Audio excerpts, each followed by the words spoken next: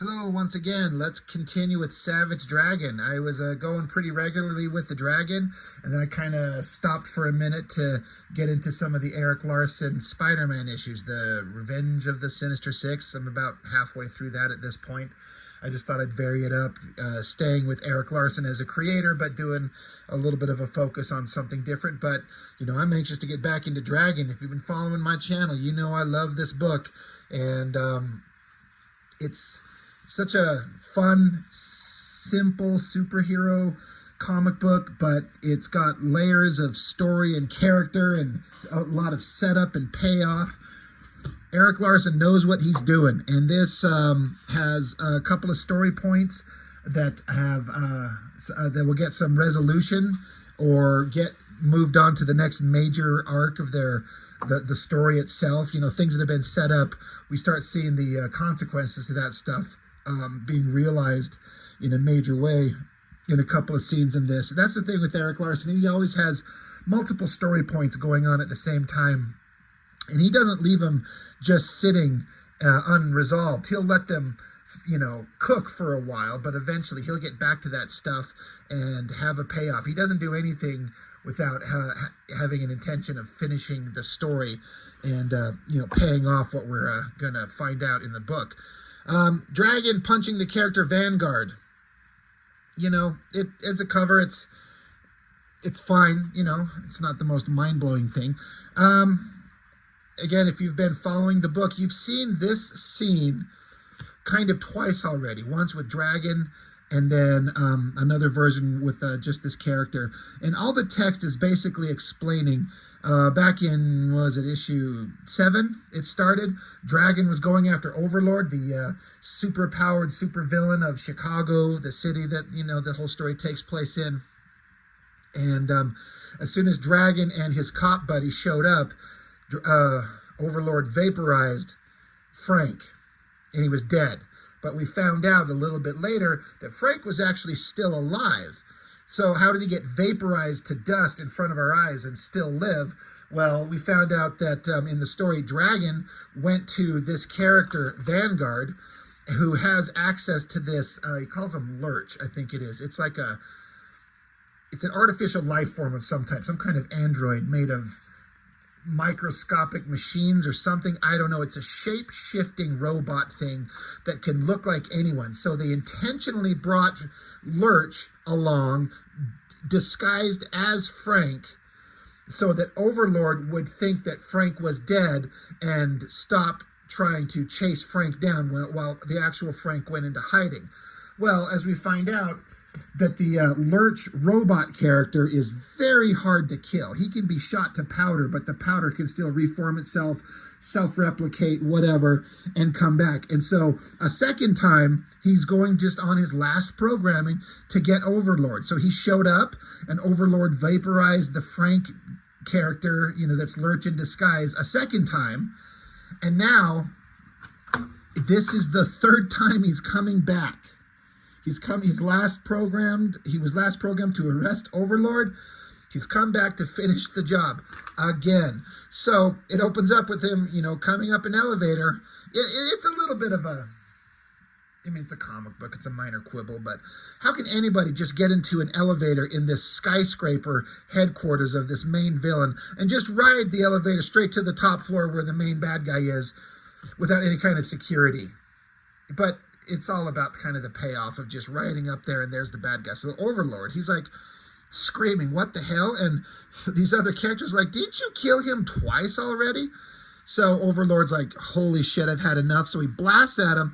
But this time, the Lurch character, he's not pretending to be human. He's letting his, artificial life form abilities be on full display. He can like dodge laser blasts pretty easily. And Overlord doesn't understand what's going on, so he keeps blasting at this thing, punching him away. And then there's this great creepy shot of the Lurch Frank being here, elongated limbs, his body kind of falling apart but keeping himself together. So this villainous cybernetic guy, what is his name? I don't know.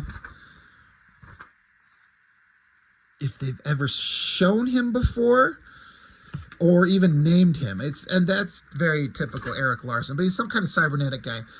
He says, I'll scramble his brain. Take that, freak. You're going on a trip you ever want to come back from. And he's like, holy Lord, he's not.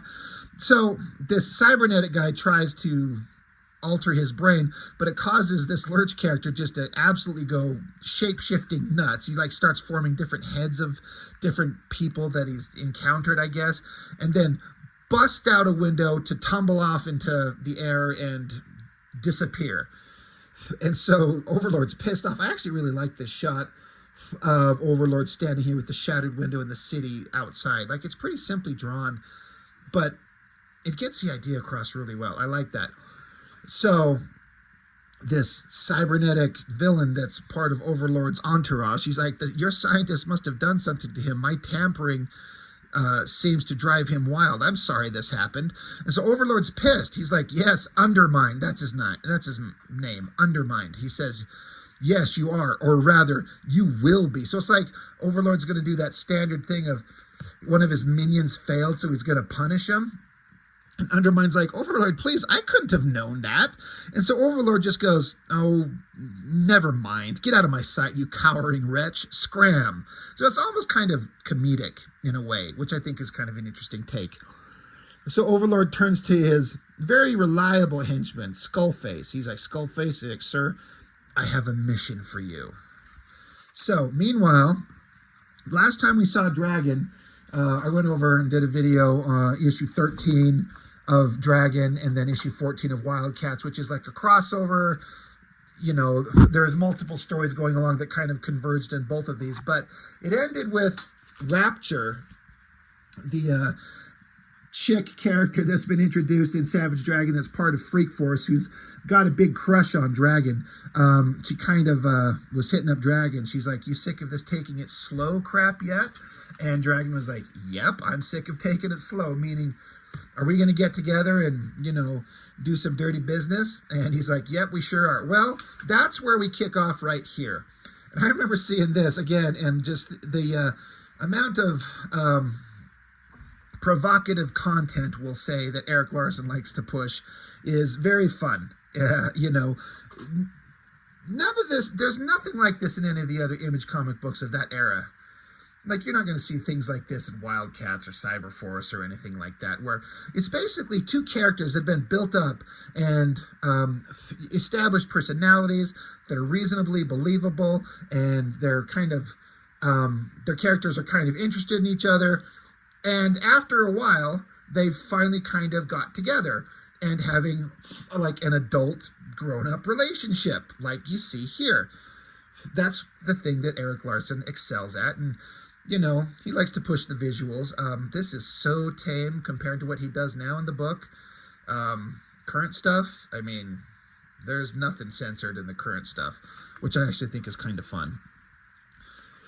But he's like, no need to show off. She's like, oh, you love it. You know it. He's like, well, I'm not going to argue with that.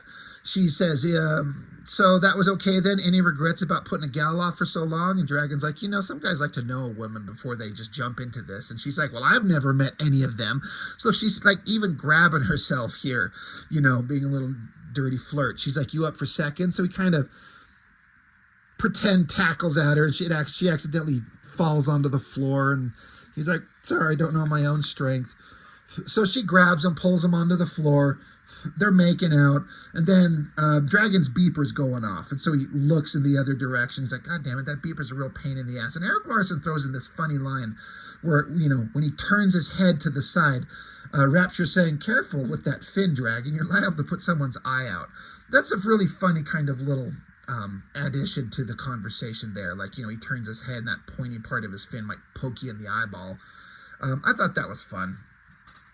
Anyway, they're getting dressed because, you know, they got to head out. Well, he's a cop and she's a costumed hero. So they're going to go, the world needs them, needs their help for something. So while they're getting dressed, Dragon says, speaking of wonders, that costume of yours, how do you keep from losing, like, how do you not fall out of the outfit? She's like, static electricity, because Rapture's powers are like electricity based. She says, Yeah, she says, I couldn't live without it, static electricity, or at least I couldn't still dress like this and fight crime without it. He's like, well, anyway, let's go, let's get out of here. Let's get on the job. She says, all right. She's like, the thought of seeing you in action again is getting me pretty worked up. That's the thing with Rapture is she was hypersexual, and it's a believable character trait. I mean, I think we've all known people like that. But as they take off, we see in the crack of the hallway, the door opened up, the silhouette of this figure here. Excuse me. We know who it is. It's Debbie Harris, her mom, from the original Dragon miniseries, where the blonde chick that hooked up with Dragon and she got killed by someone coming to visit Dragon, and they shot the first person to open up the door, and it was her. So this is the mom of that character who blames Dragon, and it's been built up. We're building to something here. It's coming to a head, and it's getting close. But now we jump back into what Dragon got called for. You got the character Star fighting Vanguard right in the middle of the streets, and Dragon's like, is that clown Vanguard again? And Rapture's met this character. They've probably interacted because Erik Larsen had a Vanguard comic going on and a Freak Force comic series going on, as far as I understand it. I didn't actually collect them because I honestly didn't care for the artists that were drawing them.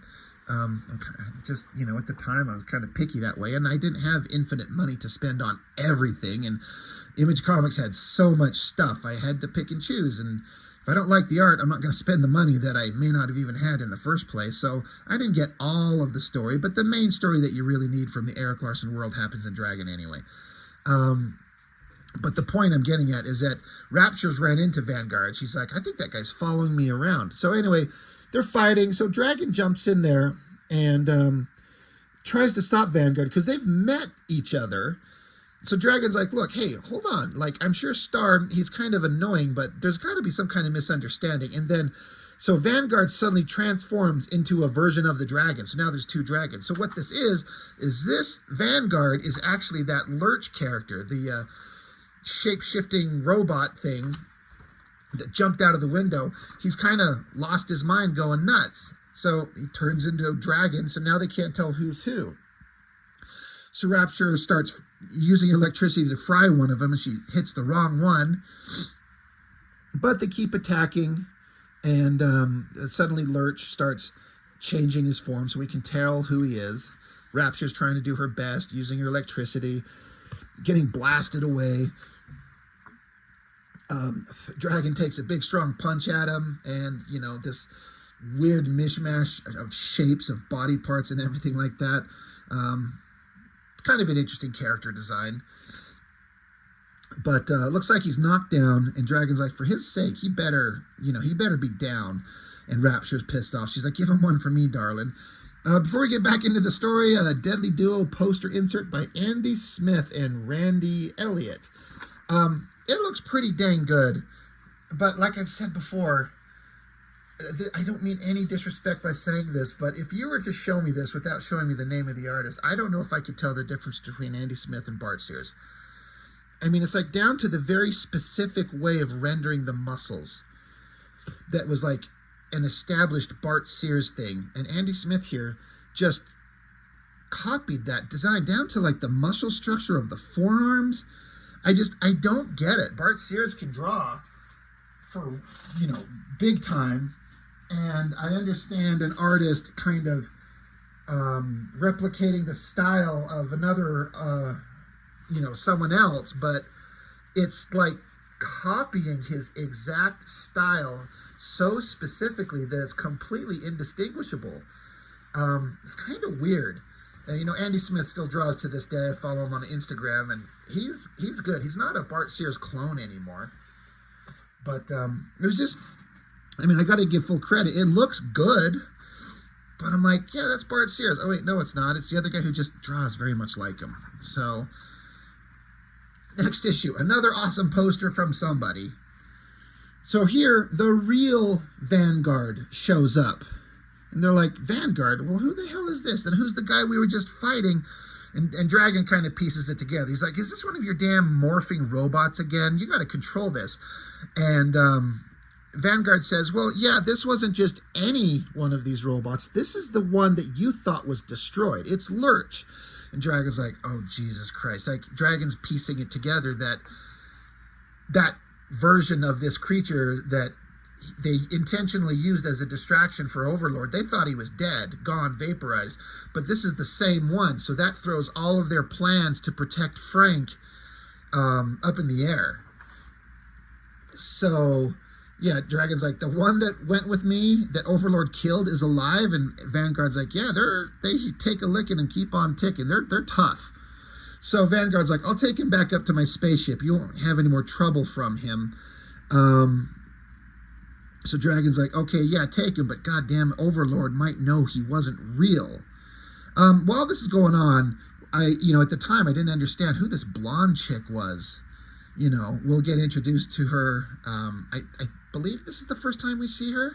That's She-Dragon. She hasn't shown up. I can't remember. I know the comics that she's shown up in. I just can't remember if I've already seen her in the series yet. I can't remember.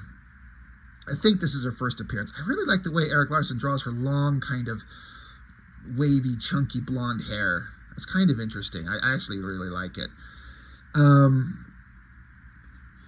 But yeah, so like I said, Dragon's piecing it together. He's like, oh, Jesus, Overlord's going to know about our trick. That sucks. So Vanguard takes off with the robot Lurch guy, and Dragon's just like, oh, God, this fucks up everything. This is bad. Meanwhile, another little side plot. Alex, the girl cop that's been a friend of Dragon since the beginning, there's a fire going on, and this fireman pulls a guy out of a burning building, and the guy's okay. So Alex and the fireman, they kind of meet, and they kind of exchange names, and it's like the hint of like a relationship kind of forming there. They meet, maybe there'll be a thing. Erik Larsen likes to have his characters in interesting little romantic relationships. So anyway, a little bit of a time jump. Rapture's on the phone talking to Dragon. She's like, yeah, my team, Freak Force, we're going to do a secret thing. We got to take off. I can't tell you where we're going. I can't tell you when we're going to be back.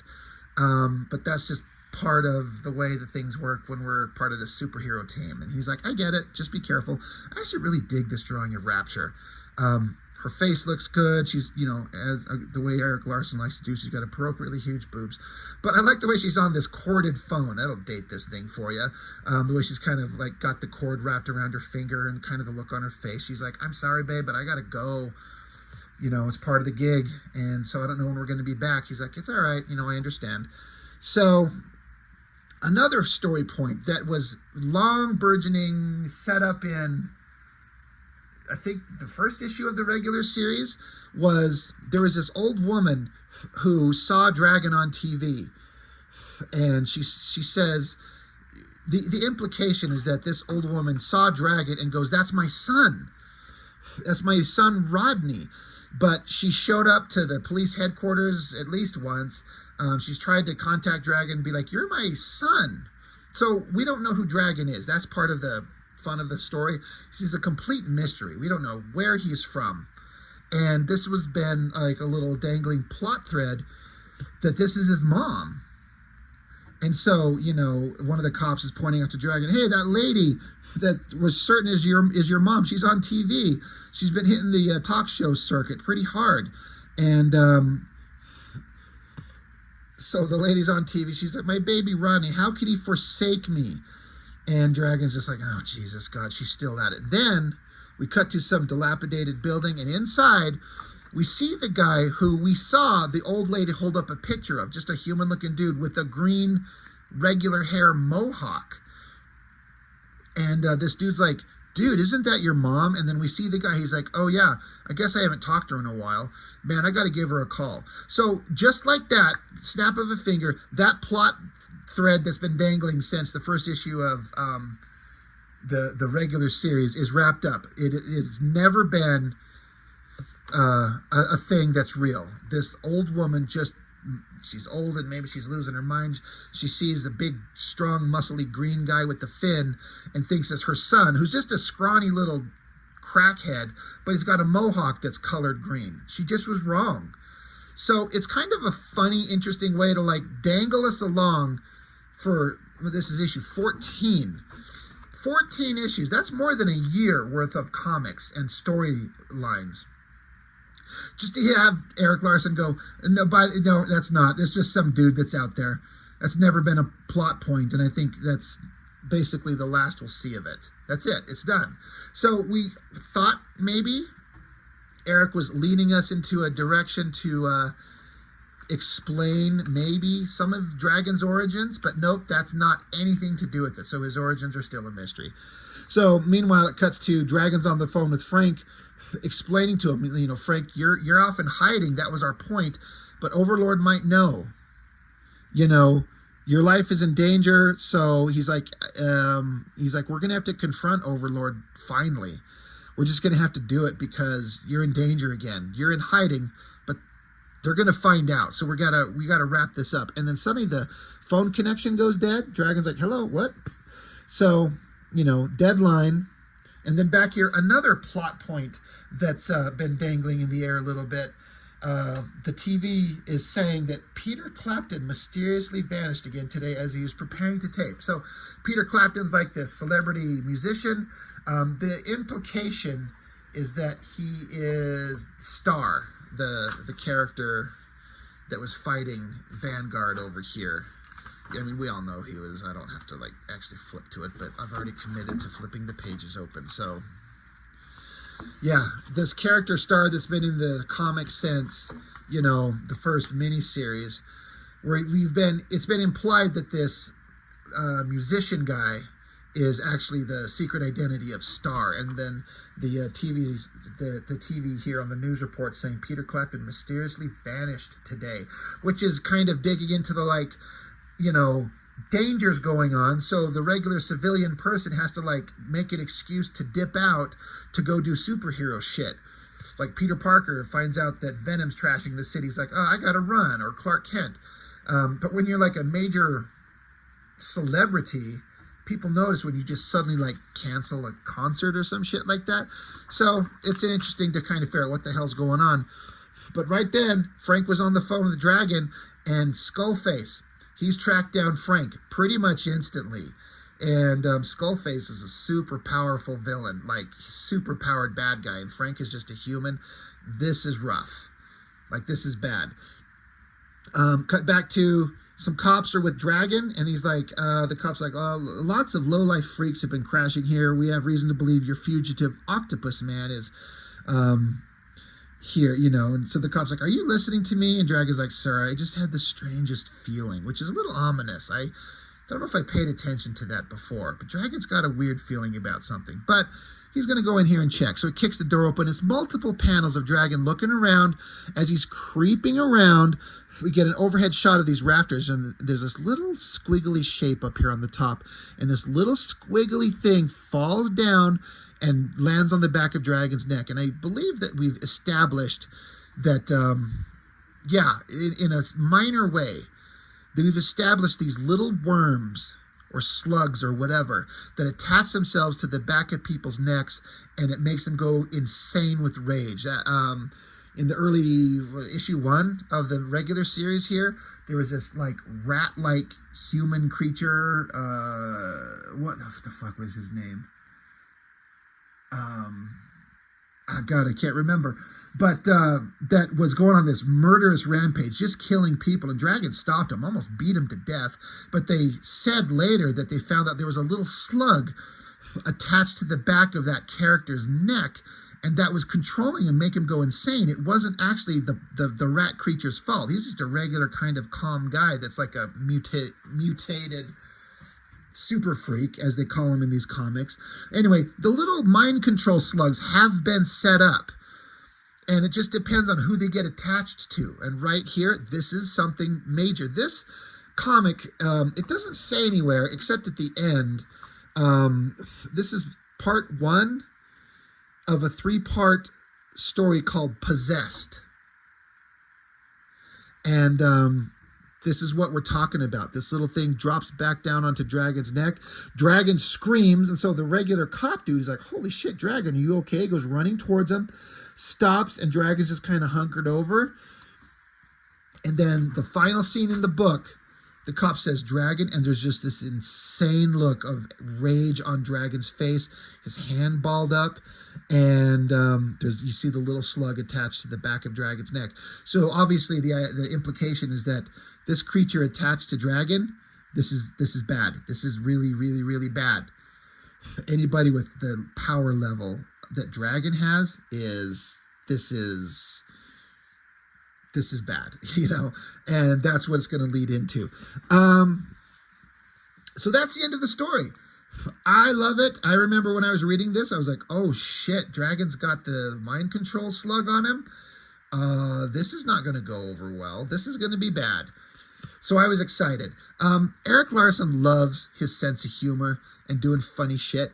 And he has had conflicts with his fellow professionals, Peter David and John Byrne, in print, you know, over Image Comics and character creation and all kinds of shit. And so he's got an ad for Deadly Duo #1, and it says, Peter David and John Byrne had absolutely nothing to do with this comic. On the other hand, Erik Larson, Andy Smith, and Randy Elliott did one heck of a job. That's hilarious to me. He's like, these guys had nothing to do with this book, but we did, just cuz. So then, of course, we get into the letters pages, which are always pretty, you know, they're very, you know, people like to write big, long letters, and Erik will respond to them. There's a lot of conversation going back and forth about the long printed kind of debate that Peter David was having with Erik Larson, and, you know, they're addressing it. That's all fine. It goes on. The letters pages in these things were pretty fun. But yeah, here, next issue, Possessed, Part 2. Our hero just goes plain nuts. Be here, won't you? So yeah, it says Possessed Part 2, but it doesn't say anywhere that this is actually Possessed Part 1. It's not on the cover. It's not on the interior credits. It's not on any of these splash pages. So I probably just a minor kind of oversight on Erik Larson's part. No big deal. But yeah, that's it. End of Dragon 14. Possessed Part 1. Good stuff. You know, it's not gonna change the world as a comic book, but as usual, another solid, entertaining yarn, you know, of characters that Erik Larson knows and loves, building up side stories and subplots, and he's building up and paying off. And Dragon is a character I legitimately liked as a character. I like him a lot. He's actually been dead in the regular series for several years now, and the series is in the it's approaching 300, and this is issue 14, so it's been going for 3 decades. And the series is headlined by Dragon's son, which, spoilers, is the son that him and Rapture have. So, you know, Erik Larson has these characters. This is the beginning of their relationship. We see the first time that they're ever together physically. And in the future, spoilers, they have a baby. And that baby, as a grown adult, is now the star of the comic. He's not nearly as interesting as Dragon, the original, but it's still, you know, it's an interesting take. It's an interesting kind of way to take the comic series. So anyway, that's it. Savage Dragon 14. Love this series. It's great stuff. Far and away my favorite title from Image Comics at the time. So that's all I've got. Thank you for watching. I appreciate it. See you next time.